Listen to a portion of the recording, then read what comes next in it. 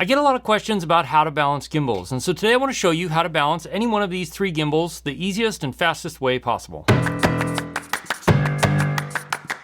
Hey, my name is Jake and I create content here to help solo creators on the go. So I do lots of drone, camera, and lens reviews, other filmmaking equipment, and I give you tips and tutorials on how to use them. So if that's something that interests you, consider subscribing.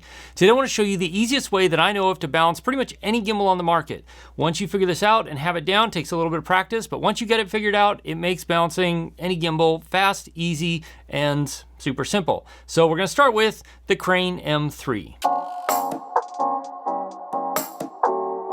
To start off with, it's important to have the camera set up exactly the way you're going to use it on the gimbal because that will give you the best balance. So for me, I operate with the screen open so that I can flip it one way or the other. I plug in this cable here and then I'm going to just attach it using the plate, the standard plate, no special plate from Zhiyun. Now, the next thing you want to make sure you can find is on each gimbal, especially gimbals later, are little lock switches. So for like this one here, there's one right here. You can see that right there, little knob. There's also one under here, and then there's one right here. You want to locate each one of those lock switches and make sure you know where they are. Unlock this first one, the tilt axis here, and then what we want to do is start with the camera just like this, pointing straight up, and you want to be able to get it so that it doesn't move if you're going to tip it one way or another. So it's a little bit heavy toward me, toward the top side. So we're going to just lower it down a tiny bit right here, and that's this this lever right here. I'm gonna open that up just and make all your movements really small. So again, that was this lever right here. And then it should be able to sit just like that no matter where you put it. So we've balanced it on the tilt axis in one sense, but there's also another way you need to balance it. So then this is where you tip it forward like this and see if it pitches forward, that means it's front heavy. If it pitches backwards, that means it's back heavy. So this is front heavy. So what you do is loosen this lever right here on the top, and then we're going to slide the camera back along that rail to where it doesn't move. So we can move it like this and set it pretty much any position on the tilt axis and it will stay exactly perfectly level. So we've got that now. This whole tilt axis is totally balanced. Next, lock that again, makes it a little bit easier, and we're gonna balance this axis, the roll axis. So again, there's a little lock switch right down underneath here. If you can see that, hopefully. I'm gonna unlock it, hold on to the gimbal because obviously it's very heavy to one side right now. So what we're going to do is move this lever here, unlock the gimbal, and then start sliding it to where it doesn't tip to one side or the other. So that's pretty close, but as you can see, it's still kind of tipping to my right a little bit on this side. So we're gonna get that set, there we go. I'm gonna lock that down, make sure it still stays pretty much in place. It pretty much does. So that's balanced. So we're gonna lock that axis again, click that in, and then click it in place. And then the next thing you wanna balance is the pan axis. So the pan axis is pretty simple. You unlock it and you tip the gimbal to the side. If the camera rotates to the front or to the rear, that tells us which direction we need to rebalance for. So we're gonna unlock it using this little lever right here. And you should do all of this with the gimbal off, but if we go like that, so if it tips, if it rolls to the back or pans to the back, that means it's rear heavy. So we're gonna move that up just a little bit, lock it down with this lever here. This is the lever you're adjusting here, right down here. Same thing, tip, so it's still a little rear heavy. So we're gonna unlock that lever, push the whole, see I'm sliding this thing forward and backward, push it forward a little more. Lock it down, and then now we've gone too far, so we're gonna back it up just a hair. Still a little too far. Again, slide it back. That's pretty good. So now we can unlock all of the axes here. Again, here, here, and here. So the whole gimbal is free floating and free moving, and we can turn the gimbal on, and it should be well balanced and ready to go.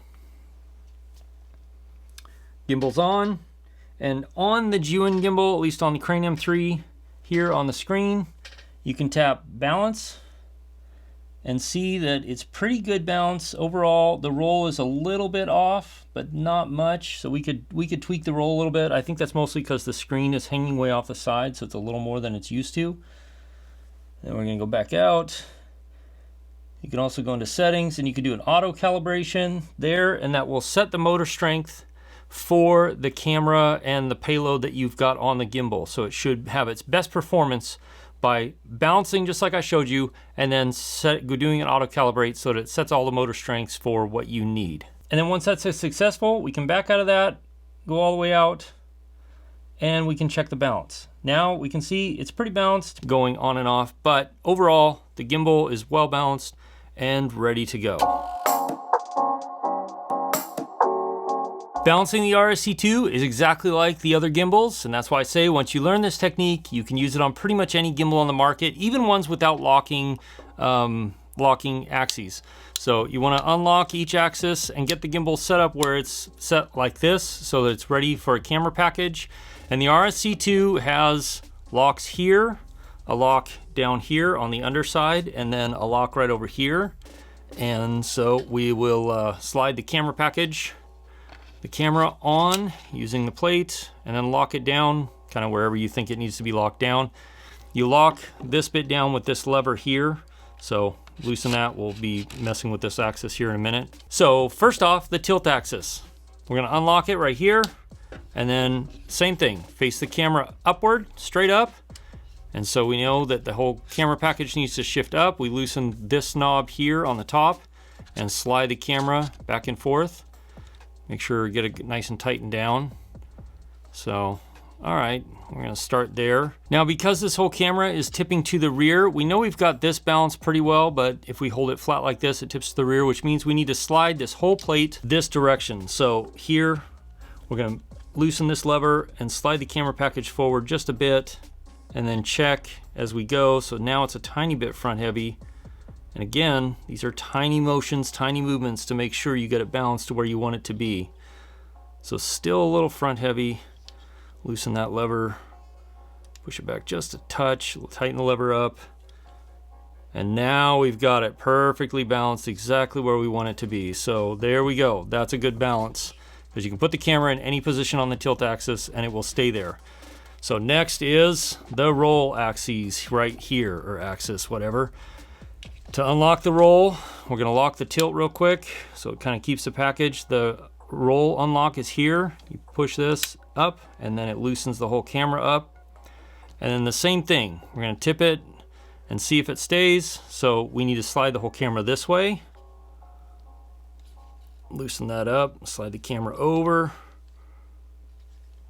Pretty close. We still need to slide it toward me a little bit. And again, I go really, really small movements just because it doesn't take much to throw a camera and a gimbal out of balance as far as when you're getting it really fine-tuned in there. Okay, so if the camera does this, where it keeps wanting to tip to center, that means we need to raise this whole camera up a little bit. So we're gonna take the tilt axis right here, loosen this, and push it up just a tiny bit. So it's still just a touch bottom heavy. Push it up just a hair more. There we go. So that is good right there. I'll check this again real quick. So it's a tiny bit top heavy. We'll maybe lower it just a tiny bit, just like that. And then lock both the tilt and the roll axis, and we're gonna start on the pan axis. So unlock it, and the same thing. Tip the camera to one side or the other, and whatever direction it rolls. So for example, if here, it's front heavy. So now we know we need to push this back. We're tightening and loosening this knob right here. So we're gonna move it back just a little bit. There we go. So now we can unlock all of the axi, whatever. Turn the gimbal on, it'll go right there. And then what we're going to do is go into the menu and go to Auto Tune, Start, and the gimbal will start calibrating itself just like any of the other gimbals did. Doing the calibration is really important because it does set the motor strength on each of the axes to whatever the gimbal feels like is best balanced at the moment. Next up, we have the Weebill 2 and the A7 IV. So I'm gonna set the gimbal here, and unlock. Again, the Weebill 2 has locking mechanisms pretty much in the same location. You've got one right here on the side, this little bit here, you slide it up and it unlocks the axis. There's one right here on this bit, and then there's one on top here. Set the camera on the gimbal. I may have balanced this recently, so it may not need much of a balancing, but it's the same exact process, because again, you want to make sure your camera is set up exactly the way it will be when you're going to use it. So I'm going to open that up. Everything's set pretty much, and we're going to start with the tilt axis. So unlock the tilt axis, face the camera up, and if it tips one way or the other, that means you need to move it. So if this was lower, say like that, it would tip forward, and if it was too high, it'll tip back. So we're going to get it to where the camera stays perfectly level as I'm balancing right here, moving this piece here up and down. So right, this whole bar here, using this little nut here to tighten and loosen things. So that's pretty good. It's just a hair bottom heavy. So again, really fine motions. If this is balanced, we set it like this, it should stay pretty much exactly where it is, facing straight up, right? Just like that, so the camera doesn't move. But now we need to balance the tilt axis on this way. So right now it's obviously front heavy because it's drooping to the front. And that's where we're going to use this bit here, this lever here, to change the plate that the camera's attached to this direction. So we're going to slide the camera forward and back here on this plate here. So we're going to set that there, still front heavy. I'm going to push it back, getting closer, little tiny bits at a time. There. Now we should be able to move the camera anywhere on the tilt axis and have it not move at all. So that's good. The tilt axis is now totally balanced. We're going to lock it. And again, you lock it, unlock here, lock it there. And now we're going to balance the roll axis, this part here. So we're going to unlock right here and hold on to it because you don't want the camera to smash into anything. But so now we know it's too heavy on this side over here. The way to balance this is we're going to loosen this lever here. If I've got the right lever right here, this one right here. And we're going to slide the camera left and right on the roll axis. So there, now we've gone too far. We need to come back out a little bit. It's getting closer, a little bit more, a little bit too far. There. So now, again, same sort of thing. We should be able to put this pretty much anywhere and have it stay exactly where it's supposed to be. So, all right, I think I'm pretty happy with that. So we're going to lock that. And now we balance the pan axis, which again is this motor here. So you have a lock and a lever right here. You can see that, the lock here and the lever here is loosen and tighten. So we're going to start, same thing, we're going to unlock it, loosening that, and then tip the gimbal sideways. Let me mess it up a little bit so you can kind of see what happens. Tip the gimbal sideways, and it's going to the front. So that means we need to slide this whole bit back. So we're going to slide it back. Now if I tip it, it's a little rear heavy because we went just a hair too far. Yes, I did that on purpose just to give you an example. So there, we are pretty good to go. So now we can unlock all the axes and turn the gimbal on. Axes, axis, axi, whatever the plural of that is. Now the gimbal's going. So again, same sort of thing. We can go down into here, do an auto calibration, start the auto calibrate, and the gimbal will vibrate a little bit. You want to keep it on a nice hard flat surface while we're doing this to make sure it doesn't have any issues while it's calibrating through each of the axes and setting the motor strength. So it says calibration finished. You click OK, and we can go up here and do a balance check, and you can see that everything looks good. There's nothing in the blue. Now as you move it around, you can see things start to kind of, well, it's probably hard to see on the camera, but you'll see things, if they're off of balance, you'll see blue going one direction or the other, and you can adjust and tweak there. If you want to see other ways that you can improve your videography and photography, click or tap right here. I put together a small playlist. I'll see you in one of those videos. As always, if you have questions, ask me in the comments below, or you can join my live stream Wednesday nights at 4 p.m. Alaska time, 8 p.m. Eastern. I'll see you again soon in the next video. Cheers.